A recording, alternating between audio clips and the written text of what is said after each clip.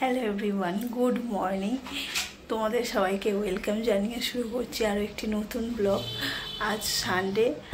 এমন অবস্থা হচ্ছে, সকাল থেকেই এত গরম লাগছে মানে বলার নয়। আর আমাদের এইখানে যেহেতু গ্রাউন্ড ফ্লোর, সেই জন্য এখানে গরম অনেকটাই কম।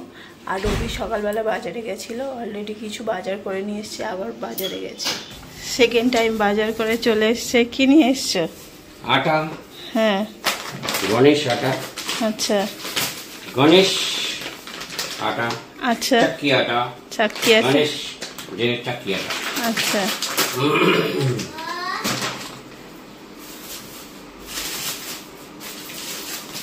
এটা কেক আছে, কেক। আচ্ছা।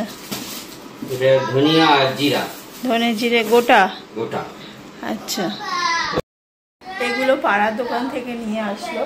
তার আগে ও বাজারে গেছিলো, আর একবারে ও নিয়ে আসতে পারবে না বলে ওই জন্য এগুলোকে পাড়ার দোকান থেকে নিল। আর যে আদা, রসুন, আম আছে, এখানে কুমড়ো আছে, কলা, তরমুজ, আর এখানে ঝিঙে আর আলু নিয়ে এসছে। চিকেনের পাতলা ঝোল করব, মানে পাতলা ঝোল ওই করবে, কারণ পাতলা ঝোলটাও ভালোই করতে পারে। আমি যতই ভাবি যে চিকেনের পাতলা ঝোল করব, সেটা পারি না। মাছের ঝোলটা আমি পাতলা করতে পারি, কিন্তু চিকেনটা পারি না। ও ভালো পারে, তো চিকেনের পাতলা ঝোলটা ওই বানাবে। আর হচ্ছে ওটাই হবে। আর তারপরে আর কী হয় দেখা যাক। আর আম যখন এসছে তখন আমের তো একটু চাটনি হতেই পারে। এখানে কি হচ্ছে এগুলো?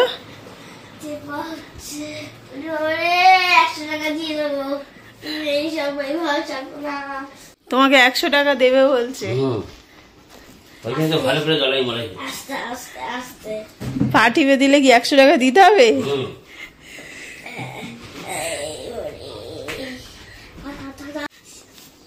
তুই মনে হচ্ছে তো আবার ঘুমিয়ে পড়বি। হ্যাঁ, টেপা হচ্ছে না, পেটাই হচ্ছে।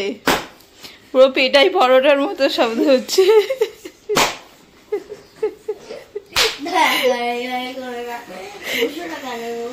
200 টাকা দেবে, আর ওরকম করে করো না। টাকা নিয়ে তোমাকেই দেবে নাকি? হ্যাঁ, আমার টাকা নিয়ে আমাকেই দেবে। তোমার টাকা নিয়ে তোমাকেই দেবে। বাবার টাকা নিয়ে বাবাকেই টাকাটা রিটার্ন করবি, তাই তো? আজকে যেহেতু সানডে, তো ওদের এখন খাবার ইচ্ছে হয়েছে লুচি। আটা নিয়ে এসছে, আটার লুচি খাবে। কিন্তু এই গরমে ভাবতে পারছি না যে কি করে লুচি খাবে বলছে। আমার মেয়ের আর বরের একটু অন্য অন্য ইচ্ছে হয়, মানে অদ্ভুত ইচ্ছা। আমি বুঝতে পারছি না, এই গরমে মানুষ হালকা কিছু খেতে চায়। আর রুটি খাও তা না, এখন লুচি খাবে। আটা নিয়ে এসছে, বলেছে ময়দার লুচি খাওয়াতে হবে না, আটার লুচিই খাও। আর সেটা তো তেল দিয়েই ভাজা হবে। যাই হোক, আবদার করেছে যখন বানিয়ে দিতে হবে, না হলে ভয়ঙ্কর অবস্থা হবে। ঠিক আছে, চলো।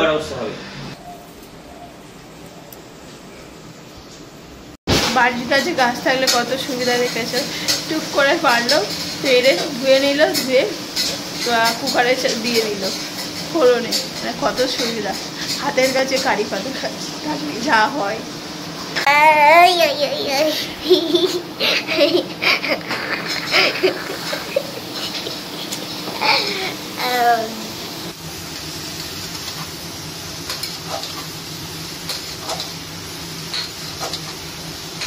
এখানে মাংসের আলু কাটা হয়ে গেছে। মাংস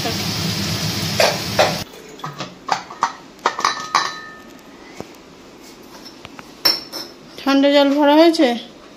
এবার যেটুকু বাকি আছে ওটা দিয়ে ওয়াটার বোতল ফ্রিজে দিয়ে দাও, ফ্রিজে দিয়ে দাও। ঠান্ডা জল খেতে হবে।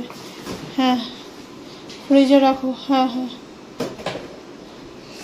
বন্ধ করো ফ্রিজটাকে হালকা করে। এবার বাকি যে জলটা আছে ওই জলটা নিয়ে, হ্যাঁ, এর মধ্যে ভরো।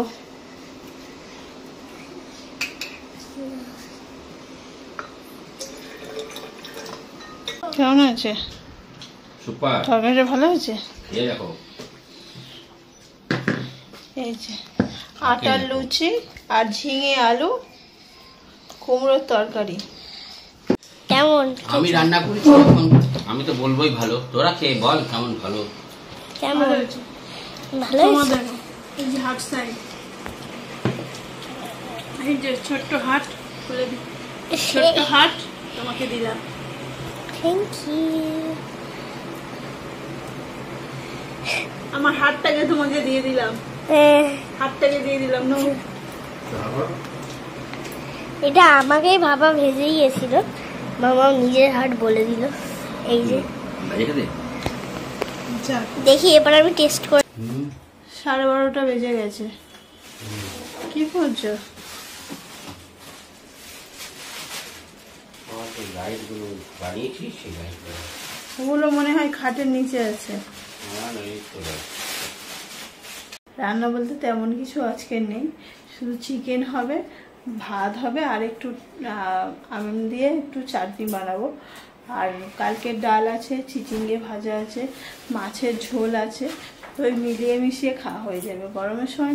আগের বারে যেমন হয়েছিল, মানে গরম পড়েছিল যখন 2-3 মাস কম্পিউটারে বসে কাজ করতে পারিনি, এত গরম লাগছিল এই ঘরটায়। কিন্তু ওই ঘরটাতে আবার এতটা গরম নেই, ডাইনিংটাও এতটা গরম নেই। এটা ওই জিনিসটা পুরো হাতে বানিয়েছে, অনেক লাইট হচ্ছে। বিয়ে বাড়িতে কি হয়, পোটাকা লাইটগুলো নিয়ে গেলে ওগুলোর ওজন অনেক বেশি, ওই লাইটগুলোর ওজন অনেক বেশি, তার ফলে কি হয় ব্যাগটা অনেক ভারী হয়। লাইটের যে ব্যাগটা, ওই লাইটগুলোকে বানিয়েছে যাতে কিনা মানে ওজনটা যাতে কমে, আর ওই লাইটের থেকে অনেক হিট বেরোয়, মানে ওখানে দাঁড়িয়ে কাজ করতে গরমের সময় খুব অসুবিধা হয়। কিন্তু সেই তুলনায় এই লাইটগুলো অনেক ভালো, তো বুদ্ধি খাটিয়ে বানিয়েছে লাইটগুলো। এই সামনে বিয়ে বাড়ি আছে, তো সেই জন্য সব চেক করে রেখে দিচ্ছি। কারণ দেখি লাইটগুলো দেখি, এই যে এই লাইটগুলো, এরকম লাইট সব বানিয়েছে।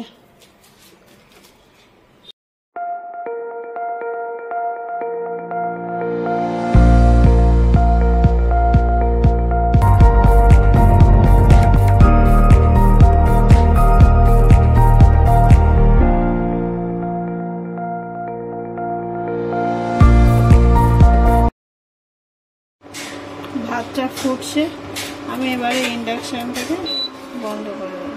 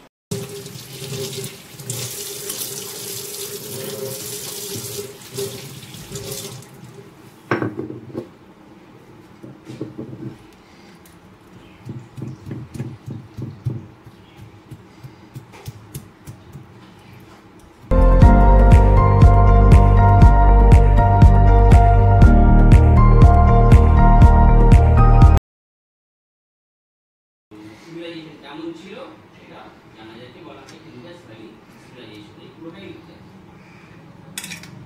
হ্যাঁ, যতটা করে হোয়াট ইজ ইন্ডাস ভ্যালি খুঁজে পাওয়া গিয়েছিল, সেই যে সিভিলাইজেশন সেই সময় তাকে হরপ্পা মহেঞ্জোদারো সিভিলাইজেশনকেই ইন্ডাস ভ্যালি সিভিলাইজেশন বলা হয়।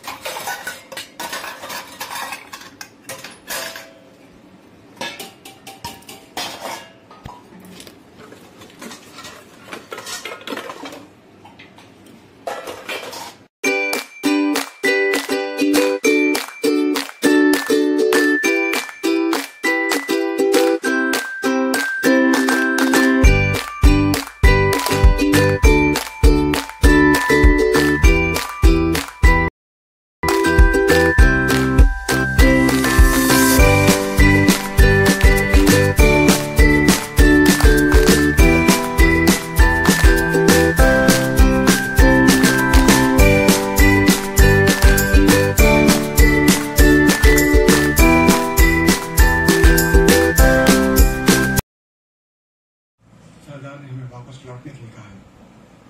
सवाल उम्र के साथ उनका डर भी बढ़ गया है। आज रात पूरा कबीला हमारे साथ जश्न मनाएगा और औरतों को भी इससे खुशी हो। मेरे पीछे आओ, मेरे इशारे का इंतजार करना।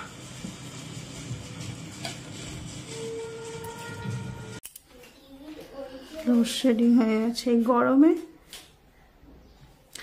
একে গরম তারপরে লোডশেডিং।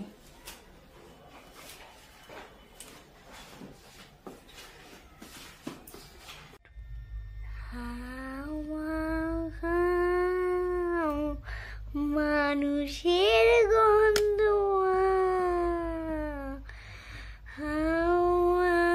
খাও, মানুষের গন্ধ পাও।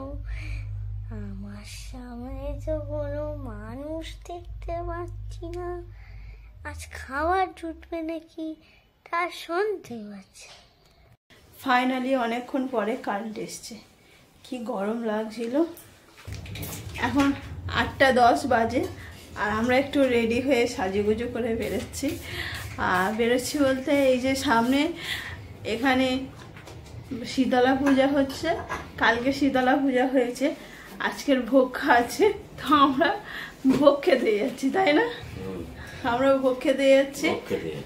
আর হচ্ছে কালকে টাকা নিয়ে গেছে আর বলে গেছিল যে আজকের হবে ভোগ খাওয়ানোর জন্য যেতে বলেছিল।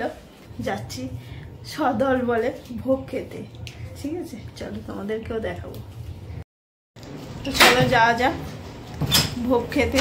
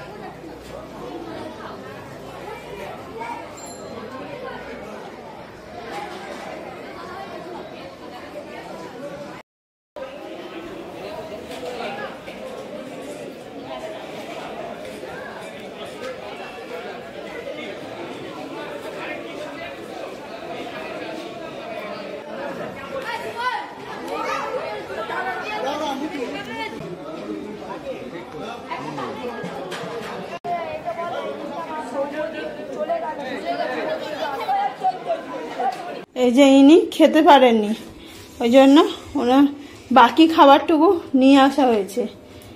চাটনি, আলুর দম একটুখানি, খিচুড়ি একটুখানি, ছেঁচড়া একটুখানি আর চাটনি। এবার আমি এইগুলো বসে আনন্দ করে খাবো। এখন ঘরে এই বিছানা নাই, বিছানা নাই, এবার বসে বসে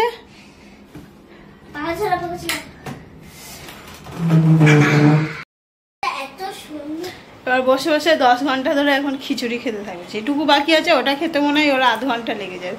পেটের জায়গা নেই, কিন্তু এত টেস্টি হয়েছিল যে বলে এটা আমি করবো না, আমি নিয়েই যাব, বাড়িতে নিয়ে গিয়ে খাবো। এখন ঘরে নিয়ে এসে বসে বসে আছে। আর প্রত্যেকটা খাবারই মানে বলে না ঠাকুরের প্রসাদ, সে যেমন করেই বানানো হোক না কেন খুব টেস্টি হয়। এটা একদম সত্যি কথা, বাড়িতে বানালে অতটা টেস্টি হয় না। মানে পুজোর জায়গায় ঠাকুরের ভোগ দিলে যেভাবে টেস্টি হয়, প্রত্যেকটা খাবার এত ভালো ছিল, এত টেস্টি ছিল। আমারও বেশি খাওয়া হয়ে গেছে, রবিরও বেশি খাওয়া হয়ে গেছে, ও হাঁটতে পারছে না, এত খেয়ে ফেলেছে। এখন রাত 10:30 বাজে, আর ওখান থেকে খিচুড়ি খেয়ে এসেছি। বাড়ি এসে কিছু খাইনি, শুধু জল পিপাসা পাচ্ছে, জলই খাচ্ছি। আর রবিরও সেই একই অবস্থা, মেয়েও কিছু খায়নি। আমাদের খাওয়া দাওয়া ছিল, একটু হয়তো রুটি করলেই হয়ে যেত, কিন্তু ওরা কিচ্ছু খায়নি। তো এখন 10:30 বেজে গেছে, যেহেতু সবাই শুতে যাচ্ছি। দেখা হবে পরের একটি ব্লগে। সবাই ভালো থেকো, সুস্থ থেকো, আর ব্লগটা দেখতে থাকো, ঠিক আছে? আজকের জন্য টাটা, গুড নাইট।